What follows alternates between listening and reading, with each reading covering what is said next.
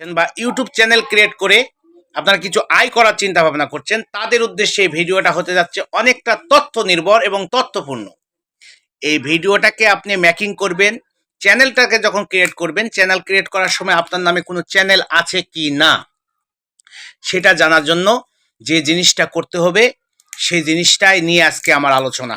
দেখুন কিভাবে আপনার নামে চ্যানেল আছে কিনা কোনো থার্ড পার্টি অ্যাপ ব্যবহার না করে আমরা কিভাবে চ্যানেলটা ক্রিয়েট করতে পারি একটু দেখে নেবেন প্লিজ। এবার আমরা প্রথমে আমাদের ইউটিউব অফিসিয়াল অ্যাপে চলে যাব।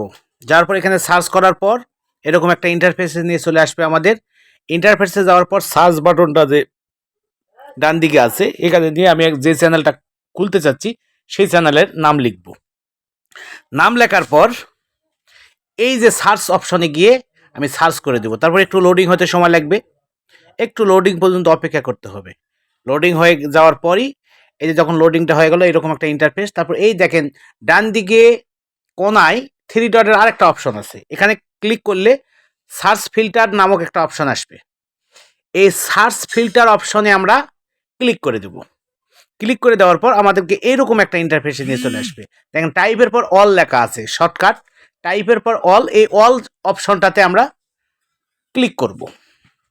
ক্লিক করলে এরকম আমাদের একটা ইন্টারফেস নিয়ে আসবে, যেখানে চ্যানেল লেখা আছে সেই চ্যানেল অপশনটাতে গিয়ে আমরা ক্লিক করব। এখন অ্যাপ্লাই করে দেব। অ্যাপ্লাই করে দেওয়ার পর এরকম আরেকটু লোডিং হতে থাকবে। এখন দেখেন পাশে যতগুলো চ্যানেল এই নামে আছে সব চ্যানেলগুলো, কয়টা চ্যানেল আছে, কয়জন সাবস্ক্রাইবার, সব কিছু দেখাচ্ছে। তবে মনে রাখবেন নতুন কোনো চ্যানেল খোলার আগে অবশ্যই এরকম সার্চ করে নেবেন।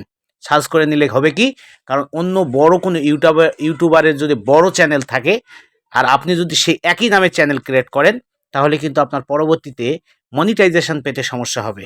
এই জন্য আপনারা আয় করার যেহেতু চেষ্টা করছেন, আয় করার ইচ্ছা নিয়ে যখন এই প্ল্যাটফর্মে আসবেন তখন অবশ্যই এই নিয়মটাকে আপনারা ফলো করবেন এবং আমাদের চ্যানেল TMMSS মিডিয়ার